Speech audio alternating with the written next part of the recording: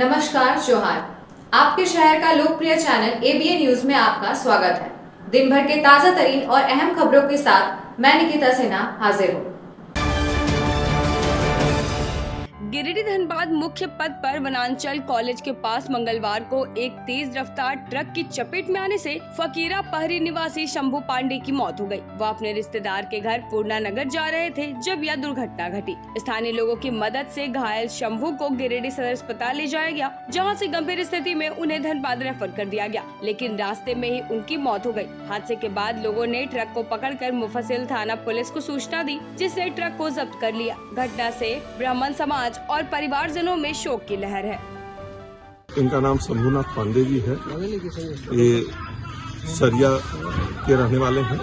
वो अपनी बेटी घर पूर्णा नगर जो है जा रहे थे, तो गाड़ी भी वनांचल महाविद्यालय के पास जो है ट्रक के द्वारा एक्सीडेंट हो गया, जिससे इनका पैर वगैरह कुचल गया और ये कमर वगैरह में भी चक्का चढ़ने की दाग है।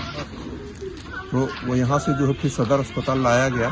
मैंने थाना को सूचना कर दिया, थाना जो है ट्रक को रिकवर कर लिया है और सिविल सर्जन साहब को बोला कि यहाँ बेहतर इलाज अगर सुना हो तो सिविल सर्जन साहब ने बताया नहीं, क्योंकि मामला गंभीर है। ऐसी परिस्थिति में धनबाद रेफर करना आवश्यक है। तो धनबाद जाने के क्रम में गोविंदपुर के पास इनकी निधन की सूचना प्राप्त हुई और यहाँ सदर अस्पताल लाया गया। पोस्टमार्टम की प्रक्रिया चल रही है। हम लोग सरकार से मांग करते हैं कि परिवार को, पीड़ित परिवार को सरकार उचित मुआवजा दे और सड़क में जो है यातायात में इस तरह जो है ट्रक के द्वारा चाहे कोई भी बड़ी वाहन के द्वारा जो है, जबकि शहर एकदम एक तरह शहर से सटा हुआ है और इंडस्ट्रियल एरिया है, तो वाहन का गति जो है मैंने बहुत तेज कभी कभी होता, तो आम नागरिक को चलने में काफी असुविधा होता है और रोड पर ब्रेकर नहीं है, तो रोड पर ब्रेकर होना चाहिए और इस तरह जो घटना हुआ पीड़ित परिवार को मुआवजा मिले, यही हम लोग सरकार से मांग करते हैं। सलूजा गोल्ड इंटरनेशनल स्कूल ने कक्षा 10वीं के बोर्ड परीक्षा परिणामों में एक बार फिर उत्कृष्ट प्रदर्शन किया है। इस वर्ष संभवी प्रिया ने 96.6% अंकों के साथ प्रथम स्थान प्राप्त कर स्कूल टॉपर बनी। वहीं शिक्षा डंगाइच ने 93% अंक हासिल कर दूसरा स्थान प्राप्त किया, जबकि शोमले टारवे ने 91% के साथ तीसरा स्थान पाया। सिद्धार्थ कुमार और ऋतिक राज ने भी 90% अंक प्राप्त कर स्कूल का नाम रोशन किया। विद्यालय के प्राचार्य ने सभी छात्रों को बधाई दी और उनके उज्जवल भविष्य की कामना की। उन्होंने कहा कि यह सफलता छात्रों को कड़ी मेहनत, शिक्षक के मार्गदर्शन और अभिभावकों के सहयोग का परिणाम है।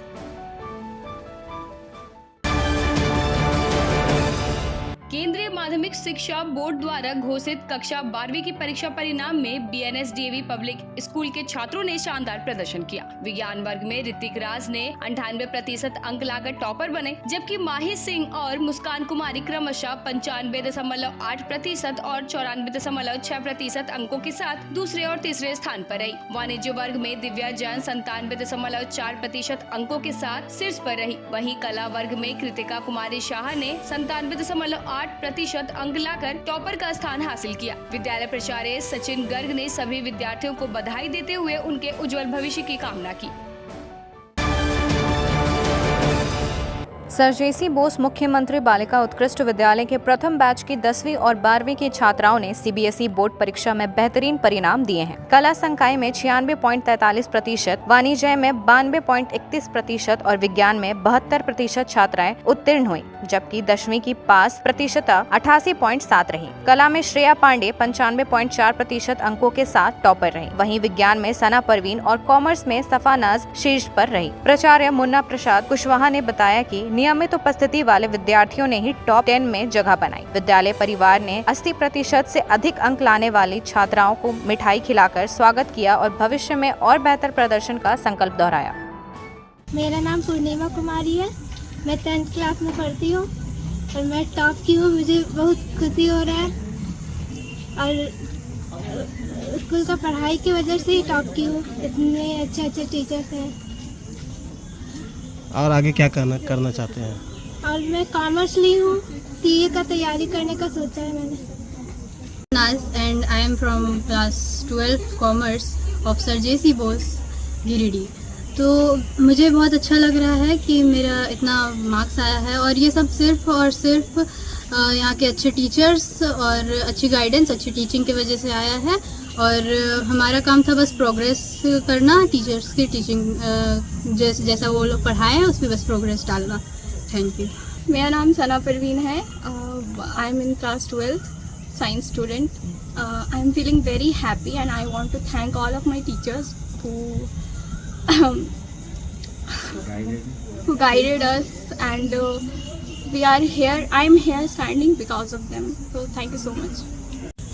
Good evening to all of you. I am Shreya Pandey and I am from class 12 arts.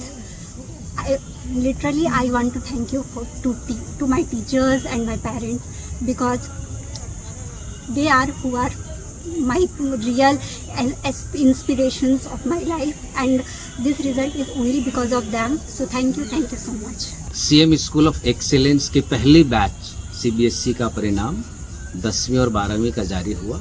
विद्यालय ने, विद्यार्थियों ने, शिक्षकों ने और तमाम जो स्टेक्स होल्डर्स हैं, पहली बार सरकारी विद्यालयों से आए बच्चों को सीबीएसई पैटर्न पर तैयारी की गई थी। पूरा विद्यालय परिवार इसमें लगा था, आशान्वित था, उम्मीद किए हुए था, और खुशी की बात है कि आशा के अनुरूप रिज़ल्ट हुआ। सभी खुश हैं, हम बच्चे सेलिब्रेट कर रहे हैं, लेकिन इसमें अभी कमी है। हमें उस जगह तक जाना है जहां से हम झारखंड को एक मैसेज दे पाएंगे। प्रयास जारी है और उम्मीद है कि आने वाले 1 से 2 सालों में हम सभी मिलकर माननीय मुख्यमंत्री के सपना को उड़ान देंगे। पंख लगा हुआ है, बस एक प्रोग्राम को प्लानिंग के साथ काम करना और जिस पर हम लोग लगातार लगे हुए कोशिश है।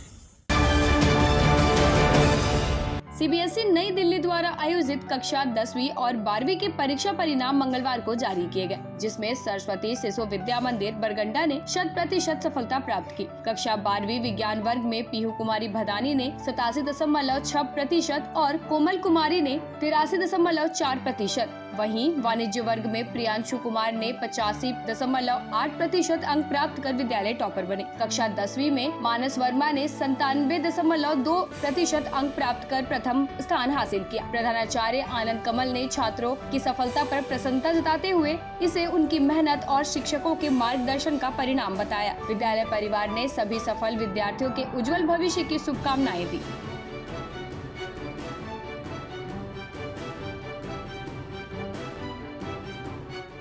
मेरा नाम पीहू कुमारी भदानी है।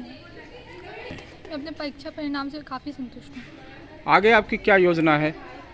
मुझे नीट की परीक्षा देनी है और मेडिकल कॉलेज पाना है। हरिओम। सीबीएसई द्वारा आयोजित कक्षा 12 विज्ञान एवं वाणिज्य और 10वीं का परीक्षा परिणाम आज प्रकाशित हुआ। उक्त परीक्षा में सरस्वती शिशु विद्या मंदिर बरगंडा गिरिडीह का परिणाम 100% रहा। 12 विज्ञान में पीहू कुमारी भदानी 87.6%, वाणिज्य में प्रियांशु कुमार 85.8% एवं कक्षा 10 में मानस वर्मा 97.2% लाकर विद्यालय का टॉपर रहा। विद्यालय परिवार सफल भैया बहनों के उज्ज्वल भविष्य की कामना करता है। अब लेते हैं एक छोटा सा ब्रेक, आप बने रहें हमारे साथ। उच्च क्वालिटी का सोलर लगवाएं, बिजली बिल बचाएं और निश्चित धन कमाएं। प्रधानमंत्री सूर्य घर मुफ्त बिजली योजना के तहत झारखंड, मध्य प्रदेश, पश्चिम बंगाल और महाराष्ट्र के नागरिक अब अपने घर पर सोलर पावर प्लांट लगाकर न केवल मुफ्त बिजली प्राप्त कर सकते हैं, बल्कि अतिरिक्त बिजली बेचकर लाभ भी कमा सकते हैं। इस योजना में 78,000 तक की सब्सिडी, 300 यूनिट तक मुफ्त बिजली, 25 साल की गारंटी और 5 साल की फ्री सर्विसिंग का भी लाभ मिलेगा। 50 रुपए प्रति किलोवाट की दर से आवासीय, इंडस्ट्रियल, कमर्शियल स्थानों पर 1 किलोवाट से 2 मेगावाट तक के ऑन ग्रिड, ऑफ ग्रिड और हाइब्रिड सोलर पावर प्लांट लगाएं। इस मौके का फायदा उठाकर आप जिला और ब्लॉक चैनल पार्टनर बनकर भी लाभ कमा सकते हैं। अधिक जानकारी के लिए मिले अजा बिहारी अंकुर प्राइवेट लिमिटेड, महिला कॉलेज के निकट, बरगंडा, गिरिडीह।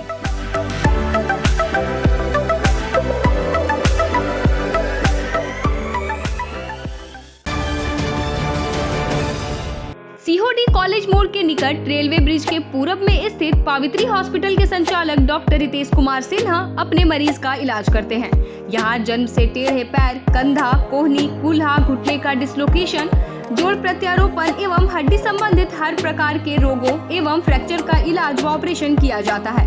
इस हाइजेनिक हॉस्पिटल में ultra modern 2 operation theatre, CR machine, post operative ICU, digital x ray, ECG, pathology pharmacy, oxygen supported bed, general ward, AC और नॉन AC केबिन की सुविधा उपलब्ध है। तो हड्डी संबंधित किसी भी रोग के लिए पावित्री हॉस्पिटल डॉक्टर रितेश आयुष्मान योजना के तहत इलाज करते हैं। इस अस्पताल में 2 जनरल फिजिशियन डॉक्टर विकास कुमार और डॉक्टर आफ्ताब अंसारी भी अपनी सेवा देते हैं। पता कॉलेज मोड़ के निकट रेलवे ओवरब्रिज के पूरब में COD गिरिडीह। झारखंड के प्रसिद्ध पर्यटन स्थल खंडोली डैम की सुंदरता को समेटे हुए nature view resort and restaurant आपके स्वागत में बाहें फैलाए खड़ा है। प्राकृतिक सौंदर्य से आच्छादित और भव्यता का अद्भुत संगम यह रिजॉर्ट में आने वाले लोगों का मन मोह लेता है। विशाल क्षेत्र में फैले इस रिजॉर्ट में खूबसूरत हट्स, बैंक्वेट हॉल, आधुनिक मीटिंग और सेमिनार हॉल, लॉन और पार्किंग की सुविधा उपलब्ध है। यहाँ birthday party, kitty party, engagement, शादी, विवाह या रिसेप्शन आदि को यादगार बनाने के लिए यहाँ उपयुक्त माहौल है। यहाँ के लजीज व्यंजन आपकी स्वानेंद्रियों को नया अनुभव देंगे, जिनमें Indian, tandoori, south Indian, Chinese जैसे और भी कई स्वादिष्ट विकल्प शामिल हैं। पूरे परिवार के साथ मनोरम दृश्य के बीच स्वादिष्ट भोजन का आनंद लेने का यह अनुभव आपके दिलों में बस जाएगा। तो देर ना करें, झारखंड के गिरिडीह जिले के खंडोली डैम स्थित इस मनोरंजक स्थल का दौरा करें और अपने जीवन के कुछ अनमोल पल को यादगार बनाएं। ब्रेक के बाद आपका स्वागत है। गिरिडीह नगर निगम क्षेत्र में बढ़ती पेयजल समस्या को लेकर माले नेता राजेश सिन्हा ने उपनगर आयुक्त प्रशांत लायक को ज्ञापन सौंपा और चेतावनी दी कि अगर जल समाधान नहीं हुआ तो आंदोलन किया जाएगा। उन्होंने बताया कि वार्ड 15 समेत कई इलाकों में लोग नदी से कुआं खोदकर पानी पीने को मजबूर है, जबकि 36 में से सिर्फ 30 वार्डों में ही आंशिक जलापूर्ति हो रही है। नगर निगम पर आरोप लगाते हुए उन्होंने कहा कि 2 समय का बिल तो आता है, पर एक बार भी पानी ठीक से नहीं मिलता। उपनगर आयुक्त ने आश्वासन दिया कि सभी वार्डों की समस्याओं पर रांची में बैठक कर समाधान की दिशा में कदम उठाए जाएंगे।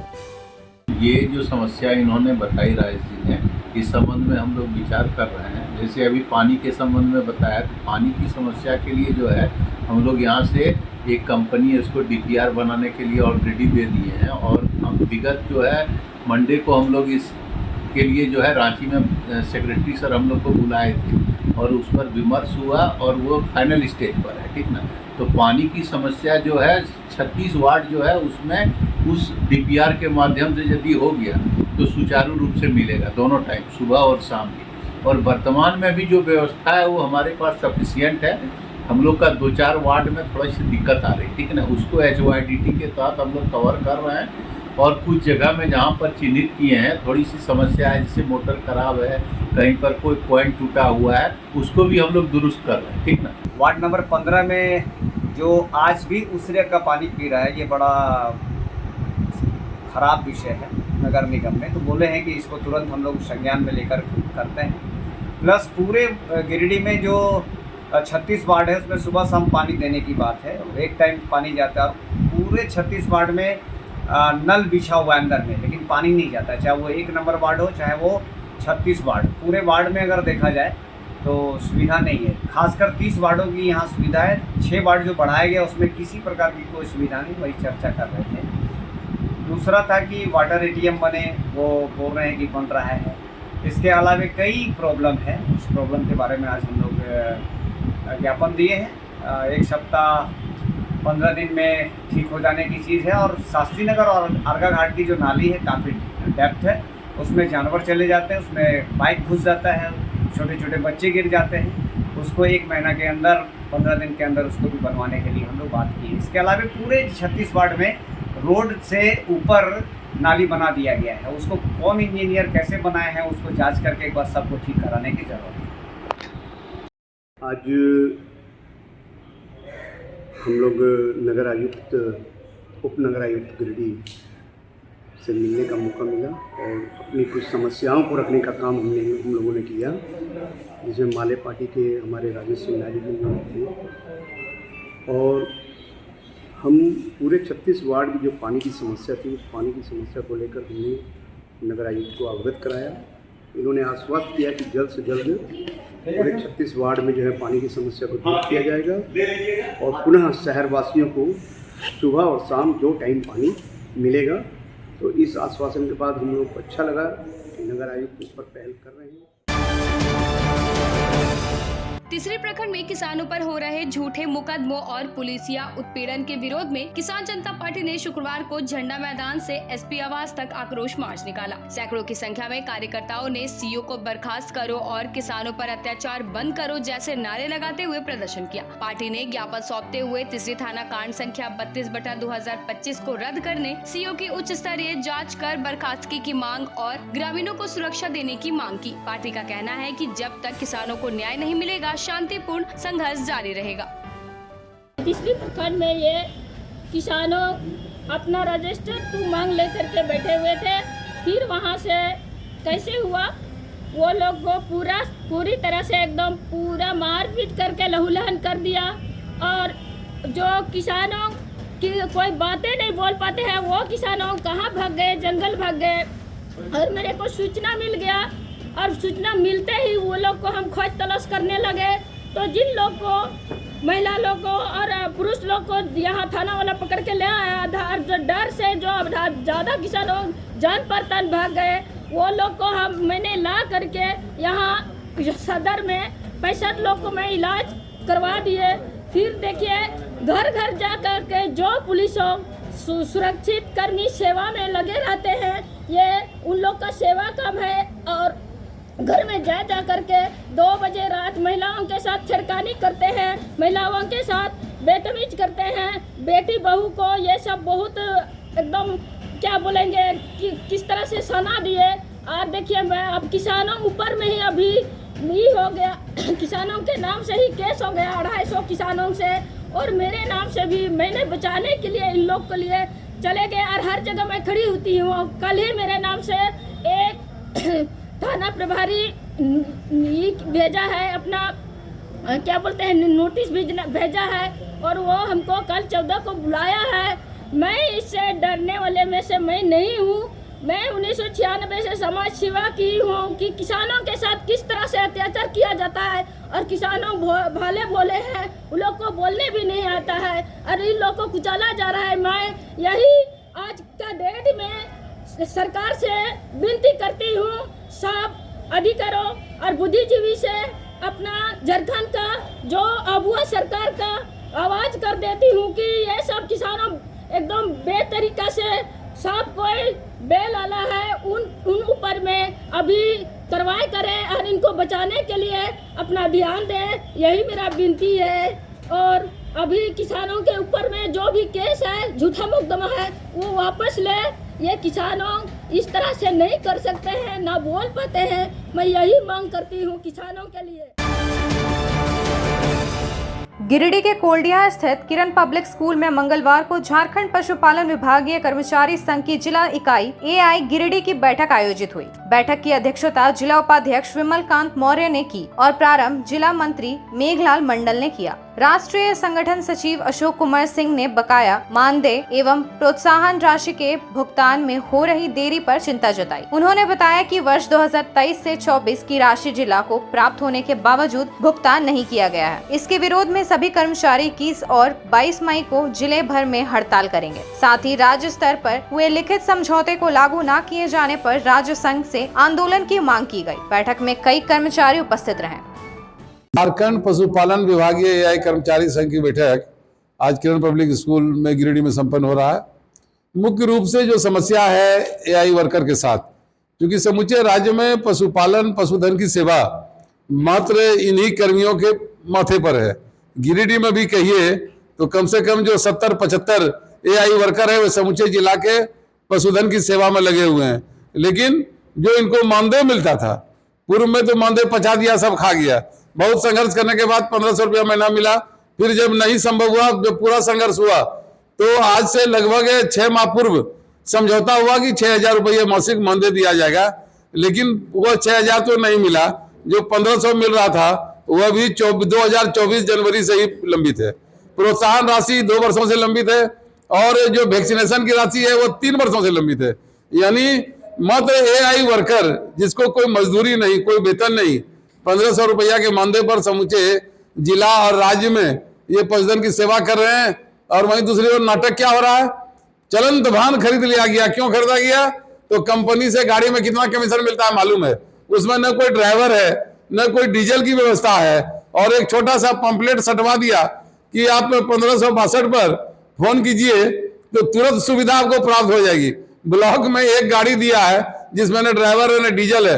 अमूमन ये आप कह सकते हैं कि समूचे राज्य के अंदर में जो प्रखंड स्तर पर जितना गाड़ी चलंत वाहन खरीदा गया वह मात्र उसको इसलिए खरीदा गया है कि वह कमीशन उस गाड़ी का उसको प्राप्त कर लिया जाए, और एआई वर्कर की कोई चिंता नहीं है कि हर हालत में हम 23 और 24 को 2 दिन कार्य बहिष्कार करेंगे गिरिडीह जिला में समूचे जगह, और जिला पशुपालन पदाधिकारी के आवास पर धरना देंगे।